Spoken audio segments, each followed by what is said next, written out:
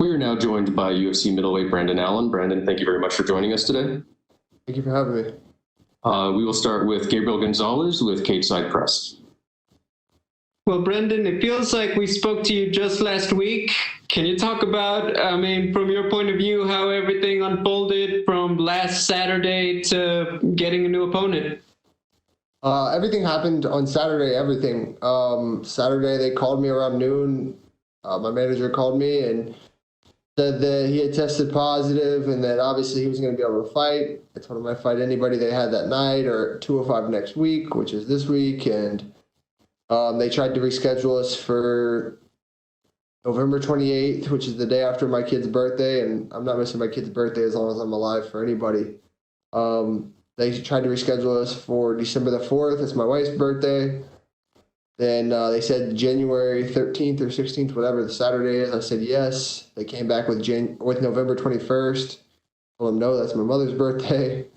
And next thing you know, they came with this, and I was more than happy to take it. And I wasn't going to redo my whole schedule that I had and for a guy that I've already tried to fight twice and didn't happen. So it worked out great. The UFC, McMahon, Dana White, they all took very good care of me, got me this fight, and I'm super happy about it. I'm ready to fight and go home. So can you describe what the last few days have been like? Did you just stay in Vegas, or was there ever like a one-day go home, come back kind of deal? I flew back to Florida on a red-eye Saturday night. I got there about 11 o'clock on Sunday.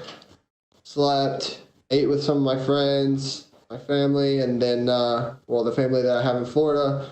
And then I trained Monday with my team 2 times and came right back out to Vegas Tuesday. So a lot of traveling. I hate flying, but I wanted to be with my team. I didn't want to train with anyone out here in Vegas. I wanted to get with my team, my coaches, and just get some solid work in with them before everything and still stay on track to what we were doing. So I didn't want to stay in Vegas. I didn't want to train with anyone in Vegas. So. Gotcha. Last one, just obviously Sean Strickland, he did fight pretty recently also. Just what are your thoughts on him as an opponent and what he brings? I think he's a gamer. I think he's a good opponent. He's got a good name. He's been in the UFC a long time. I think he's got 11 fights. Good opponent, good striker. Seems to be a tough guy. Like I said, seems to be a gamer. So super excited to just go out there and fight a guy like that. He's got a good resume, got a lot of fights, good number. He's 2-3. So I definitely think he's a good opponent, good name, good guy for my resume, and I think it's going to be a good fight. All right. By the way, is your birthday also coming up soon, or is it just the other members of your family that all have it in the next few weeks?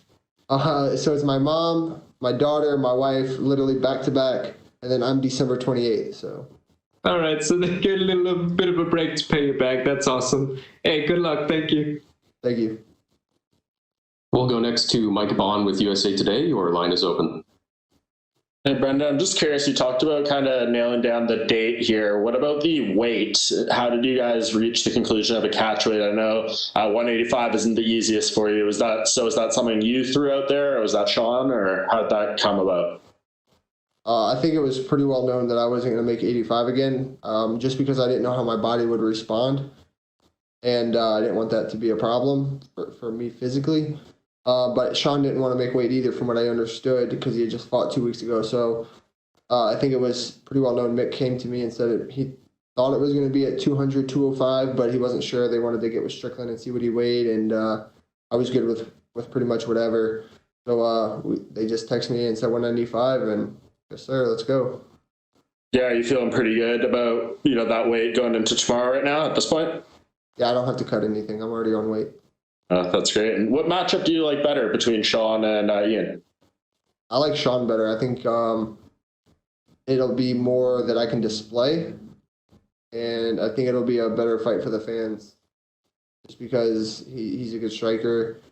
He's a technical guy, so I think it'll allow us to display more rather than that in and out little stupid movement that Ian does and just timing it. And obviously we knew he was going to shoot at some point and try to hold me against the cage the whole time.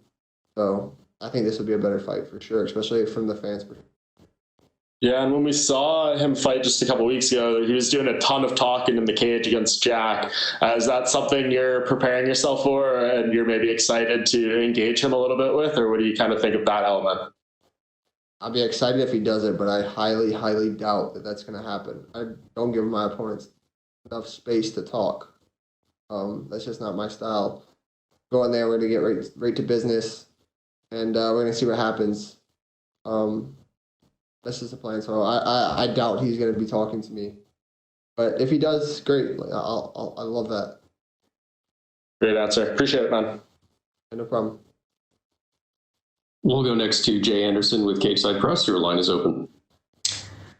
Hey, Brendan. Feels like we just spoke a week ago for some reason. I'm glad this worked. I'm glad this worked out for you.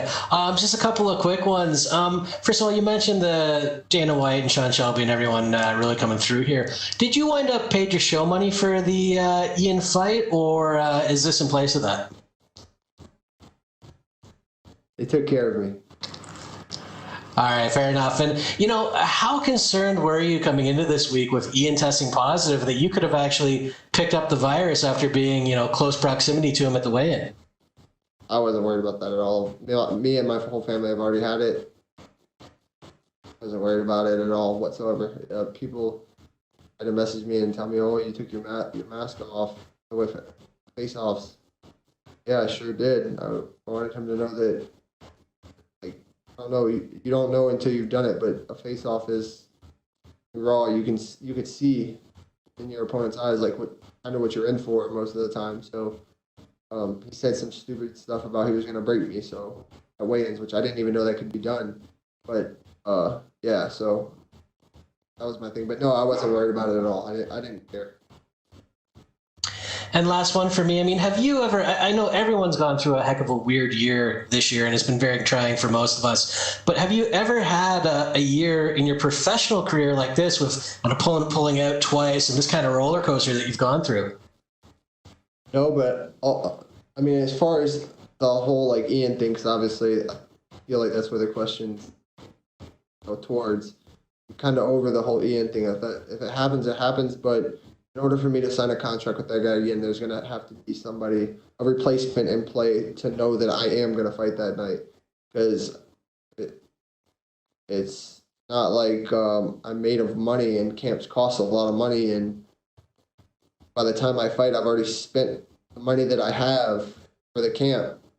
So, financially, it's a big stress if I don't fight. So, like I said, the UFC took care of me for this one. I'm so grateful for what they've done for me as far as what they did for me for the fight and this fight, and very blessed. But it is very stressful on me if I don't fight. So, in order for that to happen, there has to be a replacement in play. There has to be a guarantee that I will fight that night.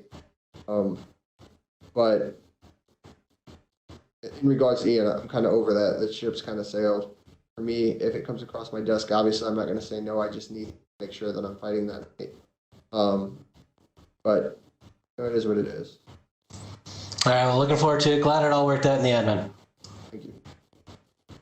Thank you very much, Brendan. You're all set. Thank you, buddy.